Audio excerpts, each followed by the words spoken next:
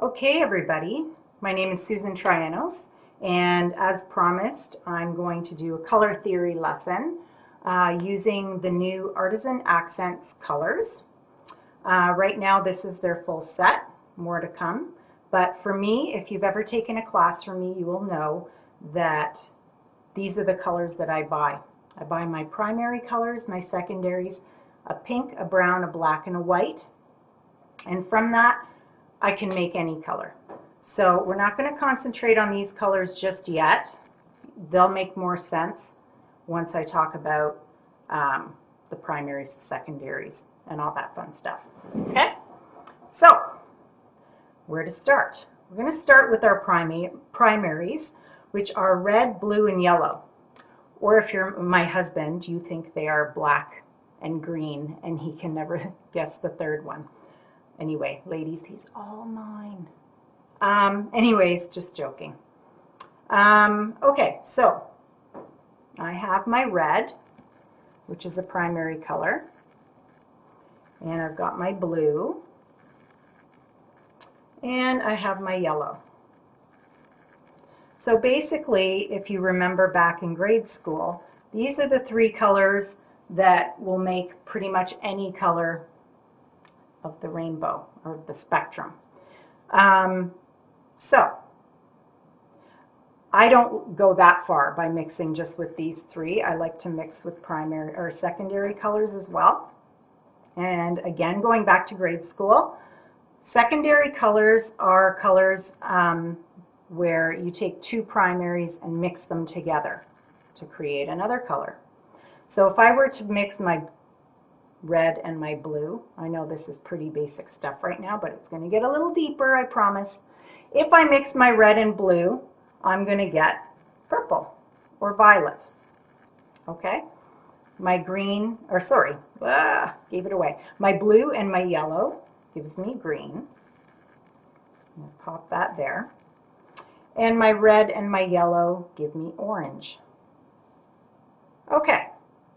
So pretty easy, pretty straightforward so far. Now, the next step from here is I'm going to talk about tertiary colors. Now, when I studied color theory in college, my teacher pronounced it tertiary, but I Googled it last night, and the proper way to say it, I don't even remember her name. It's been a long time. It's tertiary. Anyway, so from these colors here, to mix a tertiary, I almost screwed up. To mix a tertiary color, you take a primary and you mix it with the secondary that sits beside it on the color wheel. So I'm creating a color wheel here. And I recommend that at some point through this video, once I get my tertiary colors in here, take a screenshot, and then you'll always know which color is next or adjacent to a color that you're using on the color wheel. Okay, so if I were to mix red, which is a primary, and the secondary color that's right next to it on the color wheel, which is purple or violet, I get plum. A really nice, pretty plum. Now, I'm going to talk a little bit about plum for a second. Sometimes when we mix red and purple together, we get a very muddy color and not very bright and clear. So sometimes I wake it up by, and I'm going to talk about waking colors up using other colors too when I get to the navy a bit later. But sometimes I wake it up with a little bit of pink, just to brighten it a bit so it's not so muted and muddy. Okay, so next I'm going to go to the clockwise on the color wheel, and I've got my blue, which is primary, and my purple or violet, which is the secondary. If I mix those two together, so plum, also known as red violet, okay? If I mix my primary blue and my secondary purple together, I get this beautiful inky sort of a color, which is called blue violet. So the tertiaries are two colors mixed together, the primary and the secondary, and when it's describing that color, you always put the primary first. So red violet gives you this, blue violet gives you this. Okay, so we're going to move forward now. Clockwise on the color wheel, I'm going to do blue and green. Blue and green give me this nice teal shade. Pop this guy in here. See if my spacing's right. Not bad. Okay, so my teal is really blue-green.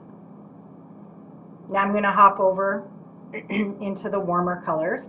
I'm going to take my yellow and my green, which gives me this great, bright, acidic, sort of a limey green.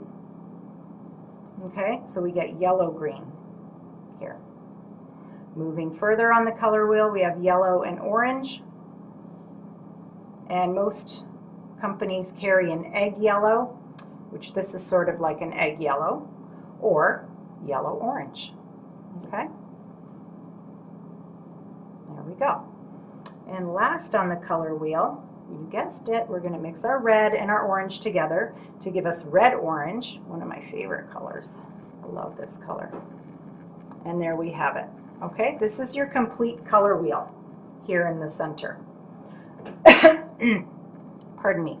So this color wheel in the center here, I've mixed the colors very concentrated. So of course, if you want pastel, what are you going to do? You're just going to use less color from the bottle in your fondant, right? So this first ball, all the way around the circle, are pastels.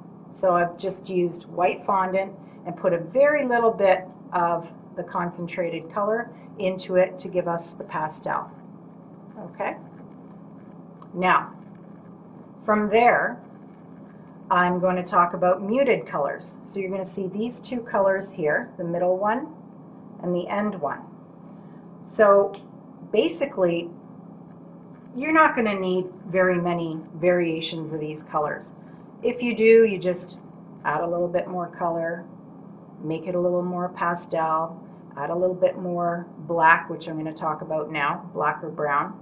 So the very outside colors that we have here are our concentrated pure color mixed with either brown or black to give us a muted version of that color.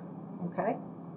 So if you want to mute it, you can just add brown or black. I tend to use black for cooler colors and brown for warm colors. It just blends a little bit better, and you get these beautiful autumnal sort of shades with the browns. But you can use either or interchangeably to get your muted colors. Okay, now you're probably wondering why I like to have the pink. So you know I like the pink to wake up my red violet or my plum, to brighten it and give it some intensity. I'm going to show you all of these colors when more white fondant is added, give you the pastel version of that color. Okay, so yellow gives us a pale yellow, orange gives us a peachy color, violet gives us a lavender mauve color. But with the red, if we have more white and less concentration of color, we don't really get pink. We get sort of a coral color, which is beautiful. That's my favorite way to make coral, is just by using red. So you can see the difference between the pink, the pure pink, and the red, that little bit of red added to some white. Okay? So that's why you kind of need pink in your kit. Okay, and here's the muted, oops, nobody's eating it. 5-second rule, no, joking, no one's eating it. If someone was, I'd mix it again. Okay, so here's the muted version of my pink, where I've added brown to it. Here is the brown from my selection here. Here's the black. The black is very concentrated and beautiful. It's a true black. And I also have my white. Now, this is just plain white fondant that hasn't been tinted. I'm actually going to put these here. It hasn't been tinted. It's just plain white fondant. So you might wonder why we have a white in the kit. Well, the white you can use to paint chalkboard colors. Also, if you want to have an opaque color, let's say you're working with isomalt or sugar and you don't want a clear color, you want it more opaque, you would use the white with your orange or your green. Okay, there's my black. Now something I want to show you, I put some shade in my white by adding some black, and you can see that is a true gray. A lot of people have trouble mixing gray because they add black to their fondant and they get this purpley color or sometimes a greenish tinge, but this is a true black and you get a nice pure gray. So you don't have to worry about that. So I'm going to pop that there. Okay, so muted shades, again, you're just adding black or brown. So the outside intense colors, those are the full strength colors where I've added black or brown. And these middle shades are pastel versions of the muted color. So we have our pure color in pastel, our muted color in pastel, and our muted color in an intense color. Okay, so here we have a whole slew of colors. Now I'm going to talk about how to put colors together because some people have trouble with that. So there are things called color schemes. And color schemes are working with the color wheel. That's why I take a screenshot of this. There's related color schemes or analogous. There are complementary, split complementary, triadic, triangles, squares. If you work with the color wheel, you'll always get colors that work together well. The first one I'm going to start with is complementary.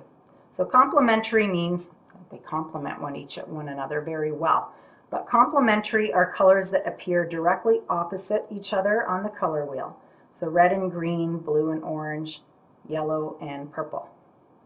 They work beautifully together. It's an intense color scheme, so you always want one of those colors to kind of be the boss or the dominant color. So if I was doing a cake with a lot of red and green, I might choose to have red as the dominant color and green as the accent. Otherwise, it'll just look too crazy when you're looking at it and your eye won't be able, just won't look settling. I don't know if that makes any sense. Okay? Now, a rule, there's a big rule here. Pardon me. You do not mix the opposite colors together. You will get mud. Okay?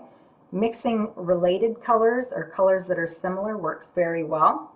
But mixing opposite colors together, not good, unless you're going for a muddy color. So that's complementary, opposites on the color wheel. So you can have, doesn't have to be the obvious red and green or blue and orange. It can be blue violet with yellow orange, okay? Just anything across the wheel. Next one I'm going to talk about is monochromatic. Monochromatic means you're taking one color and you're using different tints and shades of that same color. A tint is when there is a lot of white added to the color, and a shade is when it's darker. So you can start with your pure color, pastel versions of it, and muted versions of it, because you're adding, you can add the grays or the browns to it, or you can just go from light to dark in your color scheme. Very easy, can't really screw that one up too much. Okay, the next is the analogous or related color scheme. Those are colors that appear side by side on the color wheel. So I'm going to choose 3, and it can be any 3. And this is one that, again, you can't screw up. Looks very beautiful, very natural. So let's say you were doing a jungle cake, you could use a lot of these 3 colors here, the teal, the green, and the lime. Or you can move it over. And if you were doing an under the sea sort of a cake, you could use your blue, your teal, and your green. Okay? So very harmonious. The next one I'm going to talk about is a triadic color scheme. So those that are ones that form a triangle, an even triangle on the color wheel. So a triadic color scheme, the most obvious would be red, blue, and yellow. Okay, they form a triangle. But it can also be orange, green, and violet. So your primary colors or your secondary colors. You can take it one step further and you can do your lime green, your red orange, and your blue violet. Okay? So again, you're just going to create a triangle. Oops. Create a triangle that's evenly spaced. So if you notice, there are 3 colors between each color I've chosen. All right? So that is a triadic color scheme. Split complementary. This is my favorite. And probably the least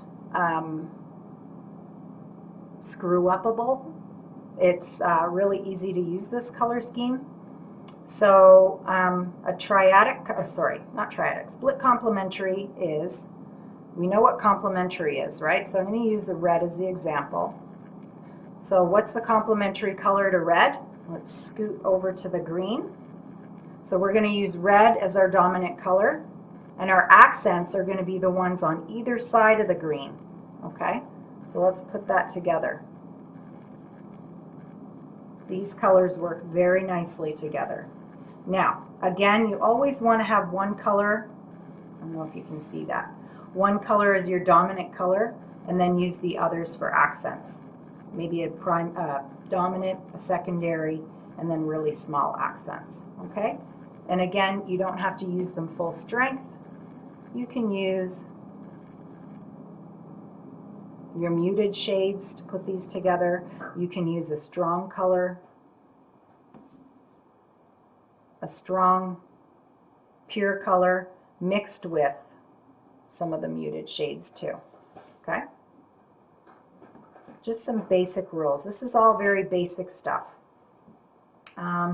So that's split complementary. Then there's a triangle where you go, let's choose the opposites. We use the 2 colors, not triangle, rectangle. Here's our opposites, our complementaries, and you use the 2 colors on either side of the green and the 2 colors on either side of the red. And these colors will work very nicely together, and you'll see they form a rectangle. Last on the list is square. That's 4 colors as well. And square would be using 2 sets of complementary colors. So, straighten that up. So again, I'm going to go back to the red and green because they're right in front of me. Red and green. And then the other set, because we want to make like a plus sign or a square. Okay? So red and green, these would be the other 2 that would work very well together. So red, green, red, orange, or yellow, orange, and blue, violet. These colors would look amazing together too. Again, they don't have to be full strength. You can use your pastels or your muted colors. Okay, so I'm going to just pull out the pastels really quick to show you what they would look like.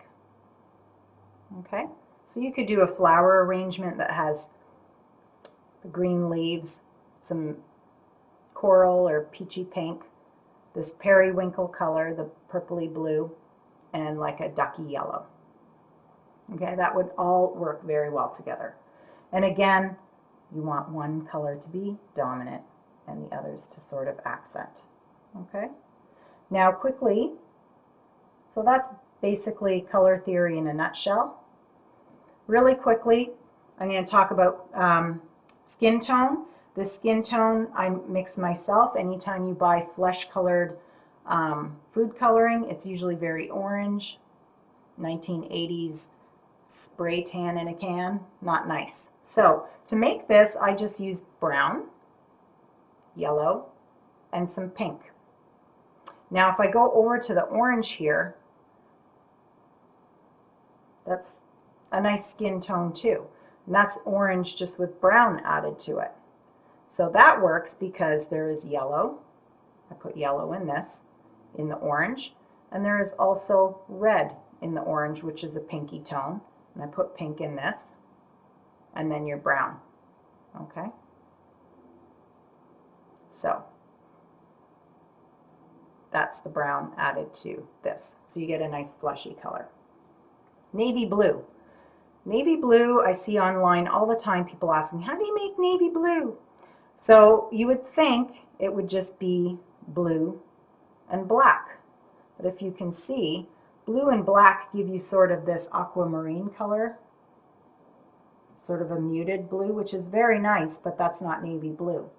So I use the blue and the black, and then I jack it up with some purple. Okay, so I wake up my plum with pink, and I wake up my navy blue with purple. So again, I don't want to confuse you, but if we look over here, this is my blue violet. So we know blue and violet go in the navy.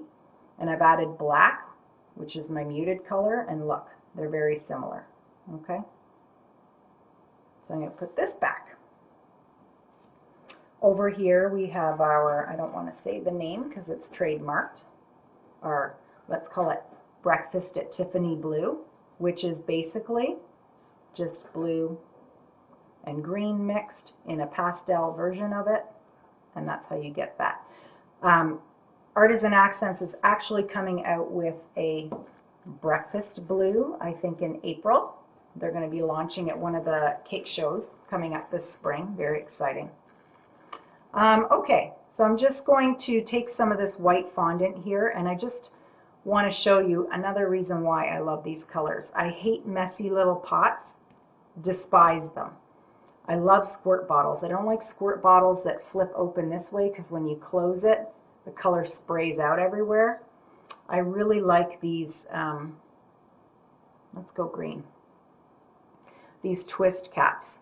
You just open them like this. I mixed all of these colors with these colors here, and you can see my bottles look great. So I'm just going to squirt a little bit on here. What I do is when I close it, pushes a little bit of color up at the top, and I just kind of wipe it off on my fondant, and I always have a perfectly clean bottle. Love it. And you can see I just put like a little, oh, making my hands messy, a little dot, and the colors are super concentrated.